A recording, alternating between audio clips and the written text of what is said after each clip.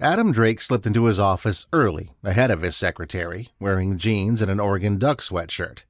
Not appropriate attire for a day in court, but then he didn't have to appear before Judge Frank in U.S. District Court today. The opposing counsel had called the night before and caved. His client was the world leader in the design and manufacture of the thermal imaging infrared cameras and tactical imaging systems. The year before, a German company had copied its long-range thermal targeting system developed for the U.S. Navy and was preparing to sell it to the Iranians. Drake filed suit against the company to block the sale and demanded the return or destruction of the copied imaging systems. The German company's attorney's last-minute call was to advise him they were withdrawing their opposition to Drake's motion for summary judgment. Drake was at his desk in the office loft and left a note for his secretary to clear his calendar for the day when he heard her unlock the back door below and walk in. Margot Benning was his first and only legal secretary, beginning with his first days in the district attorney's office.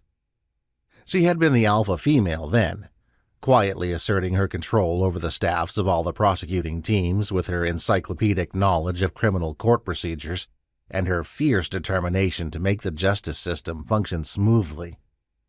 She inherited Drake when the senior felony prosecutor she worked for died suddenly of a massive heart attack. Under her tutelage, she trained him to be the best prosecutor in the office.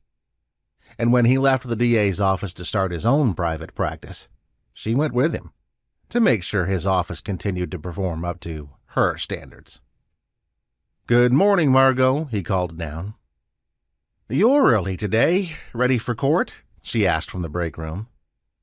He heard her start a pot of coffee below. The familiar sounds of water running and the bean grinder whirring promised that he would soon be enjoying a cup of his favorite Kona coffee.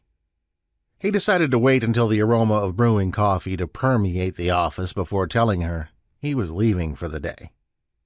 The office had been a rare bookstore on Portland's Riverwalk and Marina before Drake purchased it in the apartment above, altering it for his needs. The lower level now had a waiting area for clients with deep brown leather sofas, a glass-enclosed conference room, and Margot's work area.